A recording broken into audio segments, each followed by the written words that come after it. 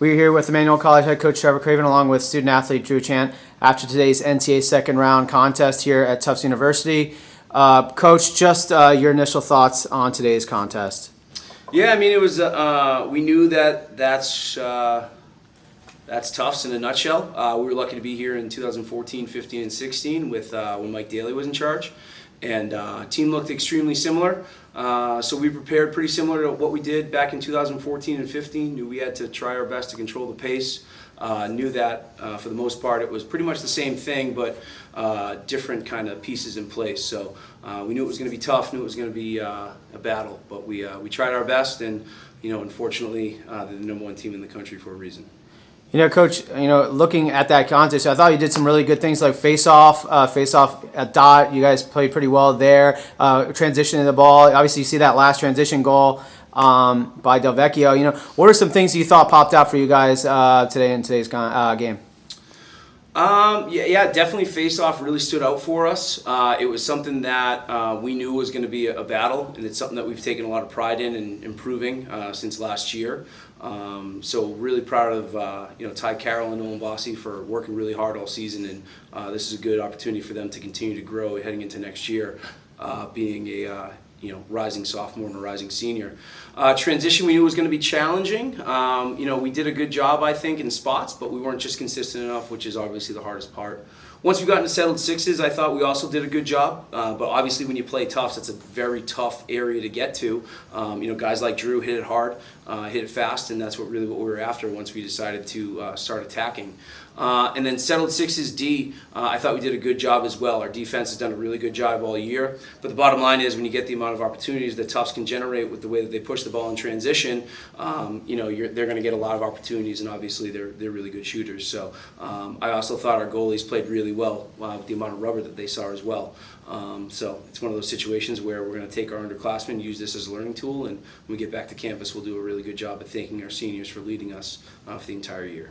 Drew, kind of on Coach's point there, I'd love to just hear your, what it means to you to be a part of this team as a senior, like how, to get a championship, a GNAC championship, and then to be here in the NCAA tournament. What will you remember the most out of this year? Yeah, just even going off last year, we had goals to be in a game like this, and we always talked about those goals, but to actually kind of achieve them and get here, it's really special. And just like Coach said, to get younger guys this experience and give them something to chase after next year is unbelievable. And we owe coaching staff, the whole team, kind of the world for extending our season by 2 weeks compared to last year and the year before. So we're in good hands with the underclassmen and our whole coaching staff.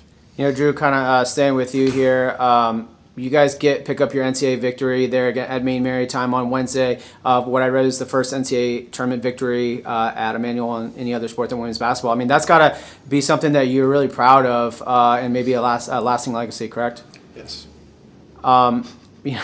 Drew, when another thing for you as someone that looks back on their entirety of this season and this career, like what thing will you remember the most from being a player at Emmanuel? Probably just being with the guys. Early on wasn't achieved, but I forgot who it was, but someone told me, "Did you play lacrosse at Emmanuel?" I wanted to say more than just play lacrosse at Emmanuel. We won a GNAC championship, played in the tournament, so it's something I'll remember forever. Coach, just would love to hear you talk a little bit about your senior group and what they meant to this program. Yeah, I mean, these guys are really special. And obviously, I would imagine that this sentiment is shared by a lot of coaches across the country on this senior class in particular. These guys were freshmen in 2020 when their season got cut short. And then they came back and had kind of a quasi-season in terms of what it is it would look like. We have 8 seniors. One of them is a fifth year. And these guys really did a good job at staying the course. And kind of buying into the vision that myself and the coaching staff were trying to get. And these guys really did a good job at leading by example and really resetting our program, which is something that I'm extremely fortunate to see this program from its infancy up until now. And these guys have done a great job at leading and showing the right way to do it on the field, off the field, in the weight room, in the classroom, on the practice field, on road trips. They are model citizens on and off the field. And it's something that I'm extremely proud of that as well. these guys are great lacrosse players, but at the end of the day, they're exceptional young men. And I know that a year from now, 2 years from now, 3 years from now, they're going to get great jobs at great companies, and they're going to be magnificent employees, and they'll grow, and they'll go off and be excellent husbands and fathers, and that's really what is important to me at the end of the day. We can take this loss and we can use it to build, and it's a resume builder, and people might not believe it, but when was the time you face adversity? Facing the #1 team in the country in our second NCAA game, 80 degrees, undermanned, and we tried our best. We didn't come out on top, but we stayed together, we stayed the course, and we grew over the course of the year, and this was the cherry on top. And it's thanks to guys like Drew Chant, Derek Delvecchio, Ryan and Randy Castle, Mason Colwell, Micah Schlauback, Colin Dickinson, and Mason Colwell. Is that everybody? Nailed it. Well, Coach, any final thoughts on your season and the contest today? Yeah, I mean, the Division III lacrosse tournament is something that is extremely different in the world. When you look at other tournaments across the country in the NCAA, they're lucky to get seeded 1 through 38. I don't think that we are the 38th or 37th seed in the country right now, but we had to deal with the cards that we were dealt, and we played our best playing toughs today.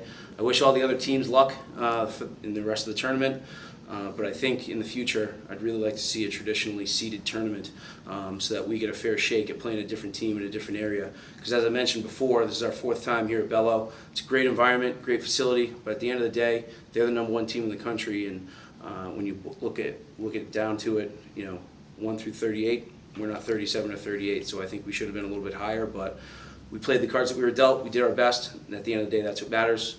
And I really appreciate the hard work of my staff, my seniors, and my entire program over the course of the year. It was a great year, and we got a long way to go to come back here until next year. So. Hey, Coach Trevor Craven, along with student athlete Drew Chant, 16 wins on the season at GNAC Championship and an NCAA tournament victory as well on Wednesday. Coach, appreciate your time and congratulations on a great season. Thank you.